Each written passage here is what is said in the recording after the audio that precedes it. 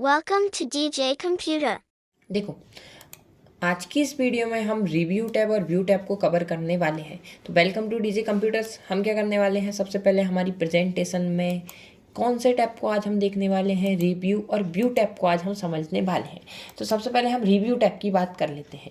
तो हमने review tab में वर्ड और एक्सेल में भी हमने रिव्यू टैब को पढ़ा है, सेम हम पावर पॉइंट में भी उसी रिव्यू और व्यू को पढ़ने वाले हैं। चाहे तो अगर आपने वर्ड में व्यू टैब को पढ़ लिया है तो आप इसे स्किप भी कर सकते हैं। तो देखो, सबसे पहले आपको यहाँ पर कुछ ऑप्शन देखने को मिल जाते हैं। जैसे पहला ऑप्शन है आपको क्या, spell s check grammar option देखने को मिल रहा है। ये क्या काम करता है भाई, आपके टेक्स्ट में कहीं पर भी अगर क्या होगी, मिस्टेक होगी। जैसे कि देखो, मैंने यहाँ पे आके क्या करता जा रहा हूँ, कुछ स्पेलिंग को मिस्टेक करता जा रहा हूँ। जैसे ही मैं स्पेलिंग मिस्टेक करता जा रहा हूँ, क्या होता जा रहा है, उनके नीचे एक रेड कलर की लाइन आती जा रही है। इसी लाइन को सही करने के लिए हम क्या करते हैं, spell s check grammar option पे क्लिक करते हैं। जैसे ही मैं spell s check grammar option पे क्लिक करूँगा, साइड में एक स्पेलिंग करके ऑप्शन ओपन हो जाएगा, जिसमें मैं अपने चार्ज पर क्लिक करूँगा। जैसे कि मुझे लगता है ये स्पेलिंग की जगह ये वाली स्पेलिंग सही है, तो मैं क्या कर दूंगा, यहाँ से चेंज करा दूंगा। देखो, मेरी स्पेलिंग ऑटोमेटिक सही हो गई। कम्पैक्ट में चेंज सही कर दी। देखिए, कंप्यूटर, मान लीजिए मैं यहाँ कंप्यूटर लिखना चाहता हूँ, लेकिन मैंने स्पेलिंग गलत करके क्या कर दिया था, कंप्यूटर। तो मैं यहाँ कंप्यूटर पे क्लिक करूँगा और काय पे क्लिक कर दूंगा, चेंज पर क्लिक कर दूंगा, जिससे क्या हो गई, मेरी सारी स्पेलिंग सही हो गई है। नेक्स्ट ऑप्शन है भाई मेरा यहाँ पर थेसेरस ऑप्शन। थेसेरस ऑप्शन कहाँ पर यूज में आता है, मान लीजिए मैं किसी, देखिए जैसे कि मैंने यहाँ पर लाइक का सिलेक्शन करके रखा था, तो इसने मुझे क्या बता दिया भाई, लाइक की जगह मैं सिमिलर का यूज़ कर सकता हूँ, ए लाइक का यूज़ कर सकता हूँ, करस्पॉन्डिंग का यूज़ कर सकता हूँ। मान लीजिए मैंने यहाँ पर क्या लिख रखा था, साइजेस लिख रखा था, लेकिन मैं क्या चाहता हूँ भाई, साइजेस की जगह मैं साइज का ही कोई दूसरा वर्ड हो जिसका मैं यहाँ पर यूज़ कर सकता हूँ। तो मुझे यहाँ पे क्या करना है, साइज का सिलेक्शन करके काय पे क्लिक कर देना है, थेसेरस ऑप्शन पे क्लिक कर देना है। देखिए, साइज की जगह मैं डायमेंशन बोल सकता हूँ। डायमेंशन भी वही होता है जो हमको एरिया बता रहा होता है, ठीक है। मैग्नीट्यूड बोल सकता हूँ, मासेस बोल सकता हूँ। तो यहाँ पर क्या है, लगभग उसी के मीनिंग हम यहाँ पर देखने को मिल जाते हैं। मान लीजिए नेक्स्ट ऑप्शन है मेरा यहाँ पर लैंग्वेजेस। लैंग्वेजेस अगर मैं यहाँ पर ट्रांसलेट करना चाहूँ, मैंने ये जो चीज़ें क्या लिखी हुई है, एक इंग्लिश में पोयम या लाइन लिखी हुई है कि क्या लिखा हुआ है इसमें, अ कंप्यूटर एक electronic device that can process store. एक कंप्यूटर जो है वो इलेक्ट्रॉनिक्स डिवाइस है। मैं इसको हिंदी में ट्रांसलेट करना चाहता हूँ, तो मैं क्या करूँगा, ट्रांसलेट पर क्लिक करूँगा। ट्रांसलेट पे क्लिक करने के बाद ट्रांसलेट सिलेक्टेड टेक्स्ट पर मुझे क्लिक करना है। लेकिन एक चीज़ का आपको ध्यान रखना पड़ेगा कि आपके लैपटॉप में या कंप्यूटर में नेट का कनेक्शन ज़रूर होना चाहिए इसको ट्रांसलेट कराने के लिए। देखिए, मैंने यहाँ पे ट्रांसलेट पे क्लिक किया, साइड में एक ट्रांसलेशन ओपन होके आ गया है। मैं यहाँ से अपनी लैंग्वेज का सिलेक्शन कर लूँगा। जैसे कि यहाँ पे सबसे पहले मैं इंग्लिश लैंग्वेज को सिलेक्ट करना चाहता हूँ। ट्रांसलेट ऑप्शन पे जाऊँगा और यहाँ पे ट्रांसलेट ऑप्शन पे जाने के बाद मैं क्या करूँगा भाई, अपनी लैंग्वेज को सिलेक्ट कर लूँगा, जिस भी लैंग्वेज को मैं यहाँ पर चेंज कराना चाहता हूँ। जैसे कि मान लीजिए अभी के लिए मैं फ्रांस देख लेता हूँ, क्योंकि मेरे पास फॉन्ट नहीं है। तो मैं यहाँ फ्रांस पे जाके क्या कर दूँगा भाई, सर्च बार पे क्लिक कर दूँगा। मैंने क्या कर दिया, यहाँ ट्रांसलेट पे क्लिक कर दिया है। ट्रांसलेट पे क्लिक करने के बाद नीचे ये मुझे क्या सर्च करके दे देगा भाई, ट्रांसलेट करा के दे देगा जो भी फ्रेंच में हमने शब्द लिखा हुआ है। लेकिन इस चीज़ के लिए आपके पास क्या होना चाहिए, नेट का कनेक्शन होना बहुत ही ज़रूरी होने वाला है, जो कि मेरे पास अभी ठीक से नेट का कनेक्शन नहीं है, जिस कारण से यहाँ पे शो नहीं हो रहे हैं। नेक्स्ट ऑप्शन की मैं बात कर लेता हूँ, यहाँ पे लैंग्वेजेस। लैंग्वेज में यहाँ पे सिलेक्ट कर सकता हूँ। बात करते हैं कमेंट की। मुझे यहाँ पर कमेंट देना है। मान लीजिए मैंने यहाँ पे स्पेलिंग गड़बड़ की हुई है, तो मैं क्या करूँगा भाई, यहाँ पे आके क्लिक करूँगा। क्लिक करने के बाद मैं यहाँ पे कमेंट बॉक्स का यूज़ करूँगा। तो देखिए, साइड में एक कमेंट ओपन होके आ गया। मैं यहाँ पे लिख दूंगा कि स्पेल मिस्टेक है। क्या है हमारे पास, स्पेल मिस्टेक है। जैसे कि हमने वर्ड में ही पढ़ा था कि अगर कोई बॉस आपकी प्रेजेंटेशन को चेक कर रहा है, तो वो आपको गलतियां फ़ोन करके ना बताते हुए यहाँ पे क्या दे जाएगा, कमेंट दे जाएगा। अब आप अगले दिन आओगे और यहाँ से क्या देख सकते हो, या तो उसको रिप्लाई दे सकते हो, या आप स्पेलिंग को क्या कर दीजिए, सबसे पहले यहाँ पे आके स्पेलिंग को सही कर दीजिए। मान लीजिए एस की कमी है, तो मैंने यहाँ एस बढ़ा दिया। और अब मैं इस कमेंट को क्या कर दूंगा, डिलीट पर क्लिक करके क्या करा देता हूँ, इसको डिलीट करा दूंगा। ऐसे ही प्रीवियस पे जाके वापस से डिलीट करा दूंगा, तो हमारे कमेंट डिलीट हो जाएंगे। बात कर लेते हैं लास्ट वाले ऑप्शन की। क्या है last option, start inking. Start inking का क्या मतलब है, आप जैसे स्टार्ट इंकिंग पे क्लिक करोगे, आपके सामने एक पेन करके टैब ओपन होके आ जाएगा। आपको क्या करना है, सबसे पहले यहाँ पे मैं साइड के कुछ ऑप्शंस को क्लोज करा देता हूँ। क्लोज कराने के बाद देखो मुझे क्या करना है, पेन्स पे जाना है। देखो, आपको सबसे पहले पेन देखने को मिल रही है। आप यहाँ से कलर का सिलेक्ट कर लीजिए, आपको कौन से कलर से पेन दिखानी है। मान लीजिए मैंने ग्रीन कलर ले लिया है, चलिए ग्रीन की जगह मैं वापस से रेड ही ले लेता हूँ। देखिए तो क्या चलने लगी, मेरी पेन चलने लगी है।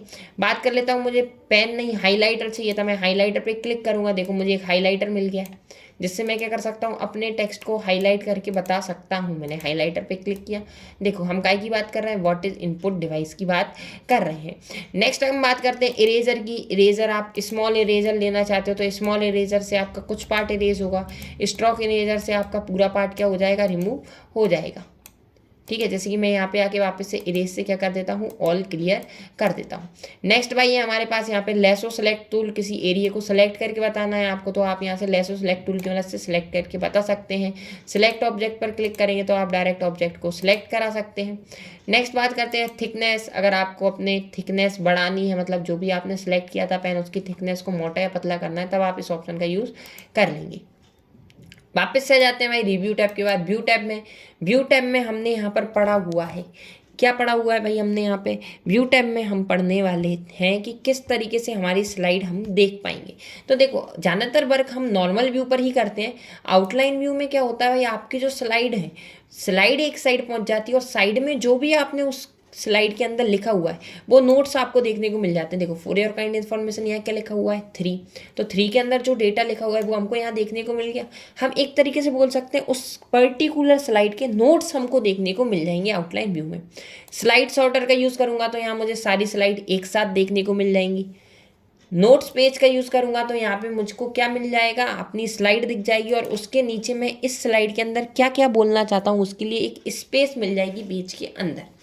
रीडिंग व्यू में जाऊंगा, जैसा कि रीडिंग व्यू में हमें क्या दिखने लगेगी, हमारी स्लाइड ही दिखने लगेगी रीडिंग व्यू के अंदर। एस्केप की से बाहर की साइड आ जाते हैं। नेक्स्ट है भाई स्लाइड मास्टर की मदद से आपको यहाँ पे अलग अलग तरीके से क्या देखने को मिल जाएंगे, एरियाज देखने को मिल जाएंगे आपकी स्लाइड के अंदर। तो आप इससे क्या कर सकते हो, अपनी स्लाइड को अरेंज करा सकते हो। मैं इसको अभी के लिए क्लोज कर देता हूँ। नेक्स्ट मैं जाता हूँ रिव्यू में जाने बाद अगर मैं काय का यूज़ कर देता हूँ, हैंड आउट मास्टर का यूज़ कर देता हूँ, तो यहाँ देखो मुझे सारी स्लाइड दिखने लगी। बस मैं डायरेक्ट क्या बना लूँ, यहाँ से नोट्स बना सकता हूँ। वापस से रिव्यू पे जाऊँगा, रिव्यू पे जाने के बाद नेक्स्ट है भाई हमारा नोट्स मास्टर की मदद से हम हर स्लाइड के लिए खुद से यहाँ पे नोट्स टाइप कर सकते हैं, जो भी हमको हमारी स्लाइड की प्रेजेंटेशन के टाइम पे बोलना है, हम उसको बाद में प्रिंट भी करा लेंगे। व्यू टैब में जाऊँगा, रूलर पे क्लिक करूँगा, क्या जाएगी देखो भाई ऊपर की साइड एक रूलर आ गई है, वापस अनटिक करता हूँ तो चली जाएगी। ग्रिड लाइन पे क्लिक करूँगा, देखिए आपको बॉक्सेस दिखने लगे हुए होंगे, ये बॉक्सेस डॉटेड लाइन आ गई हैं, इसको अनटिक करेंगे ये हट जाएगी। नेक्स्ट हम यहाँ पे नोट्स का बात कर लेते हैं, तो हमको यहाँ पे नोट्स देखने को मिल जाएंगे। नीचे लिखा हुआ है क्लिक टू ऐड नोट, आप यहाँ पे हर स्लाइड पे नोट भी लिख सकते हो। जूम की बात करें, जूम करने से आप अपनी स्लाइड्स को जूम करके बता सकते हो कि आपको अपनी स्लाइड को कितना जूम करना है। जैसा कि मैंने यहाँ पर कर दिया है 400% जूम कर दिया है अपनी स्लाइड को। मैं वापस से यहाँ पे, तो देखो जैसे ही मैंने 400 पर क्लिक किया क्या हो गई, मेरी स्लाइड जूम हो चुकी है। मैं वापस से क्या कर देता हूँ, फिट टू विंडो पर क्लिक कर देता हूँ ताकि मेरी स्लाइड विंडो पर फिट हो जाए। उसके बाद मैं क्या करूँगा भाई, यहाँ पर आने के बाद नेक्स्ट ऑप्शन है मेरा कलर की मदद से मैं यहाँ पर जिस भी प्रेजेंटेशन को देख रहा हूँ, देखो ब्लैक एंड वाइट नहीं दिख रही, कलरफुल दिख रही है। अगर मैं यहाँ पे ग्रे स्केल पे क्लिक कर दूँ तो मेरी स्लाइड कैसी दिखने लगेगी, काली सफ़ेद, ब्लैक एंड वाइट व्यू में आ गई है। अगर मैं यहाँ पे आके क्या कर देता हूँ, बैक टू कलर, सेम अगर मैं यहाँ पे जाके ब्लैक एंड वाइट कर देता हूँ तो मुझे प्योर ब्लैक एंड वाइट मेरी क्या दिखने लगेगी, स्लाइड दिखने लगेगी। चलिए मैं कलर पे वापस जाता हूँ, बैक टू कलर पे क्लिक कर देता हूँ, व्यू टैब पे जाऊँगा। नेक्स्ट ऑप्शन है मेरे पास न्यू विंडो, अरेंज ऑल। मान लीजिए मैं एक ही स्लाइड को 2 या 3 बार देखना चाहता हूँ तो मैं न्यू विंडो पे क्लिक करूँगा। जैसे ही न्यू विंडो पे क्लिक करूँगा वापस से मुझे व्यू पे आना है और काय पे क्लिक कर देना है, अरेंज ऑल पे क्लिक कर देना है। अब देखो दोनों एक ही स्लाइड है, जो कि मेरे को एक इस साइड से देख पा रहा हूँ और एक इस साइड से भी कर पा रहा हूँ। अगर मैं एक स्लाइड में भी चेंज करूँगा तो ऑटोमेटिक क्या होगा, दोनों स्लाइड में ऑटोमेटिक चेंज होने लग जाएगा। मैं वापस से जाता हूँ भाई, एक स्लाइड को मैंने यहाँ से क्लोज कर दिया है। एक स्लाइड को क्लोज करने के बाद मैं वापस से एक को मैक्सिमाइज़ कर लेता हूँ भाई। यहाँ पे आके मैंने यहाँ पे क्या किया, एक स्लाइड को और मैक्सिमाइज़ कर लिया। नेक्स्ट है भाई मेरा यहाँ पे स्विच विंडो, अगर मैं यहाँ से विंडो को स्विच कराना चाहूँ, मान लो कोई और प्रेजेंटेशन भी खुली हुई है, तो मैं स्विच विंडो की मदद से उस वाली प्रेजेंटेशन पे डायरेक्टली जा सकता हूँ। तो इस वीडियो में हमने रिव्यू और व्यू टैब को ख़त्म कर दिया है। हमारी प्रेजेंटेशन यहाँ पर ख़त्म हो चुकी है, लेकिन हम इसके बाद एक एडवांस टॉपिक और लेंगे, फाइल ऑप्शन। यानी कि हम यहाँ पर क्या समझने वाले हैं कि इस प्रेजेंटेशन को सेव कैसे करें। मान लीजिए हमको इस प्रेजेंटेशन को पीपीटी फॉर्मेट में ना सेव करते हुए एक वीडियो के फॉर्मेट में सेव करना है। हम चाहते हैं कि ये प्रेजेंटेशन एक वीडियो के रूप में हमको देखने को मिल जाए। तो किस तरीके से उसे एक्सपोर्ट कराना है, किस तरीके से इसे प्रिंट कराना है, किस तरीके से हम इस फाइल को सेव कर सकते हैं, किस तरीके से न्यू प्रेजेंटेशन बना सकते हैं, तो ये सारी चीज़ें हम नेक्स्ट वीडियो में देखने वाले हैं।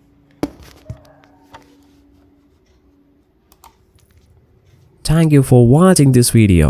If you enjoyed it, please hit the like button and the bell notification icon.